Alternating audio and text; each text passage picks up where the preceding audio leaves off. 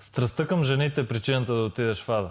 Много хора така ти го представят. И да, ще си говорим за Исус. Бог не те изпраща в ада заради похота ти. И похота ти не е единствения грях, който те изпраща в ада. Но понякога точно така се усеща, нали? Първо, похота не е това, което те изпраща в ада. Има нещо много по-лошо. Греха като цяло. Всички ние по природа сме врагове на Бог заради греха, казва Колосяни. Но някак си ни е внушено, че ако се бориш с похот, си проклет, отписан, не заслужаваш спасение. Част от причината е, че падаме пак и пак, но не е само това. Ние сме горделиви, арогантни, зли, непокорни, не четем Словото, не прекарваме време с Бог. Списъкът е дълъг. Похота не е по-лоша от останали. Проблемът е греха като цяло. Има една фраза, която прочетох. Вярващият не става безгрешен. Просто греши по-малко. Разбери това. Похота не е това, което те изпраща в ада. Грехът. Но в Римляни пише: докато бяхме врагове на Бог, ние бяхме примирени чрез смъртта и възкресението на Исус. Тоест, това, което те прави прав пред Бог, не е колко си праведен, а това, което Исус вече е направил. И причината да се чувстваш отписан е защото си повярвал в една огромна лъжа, че твоя грях е по-силен от Неговата благодат.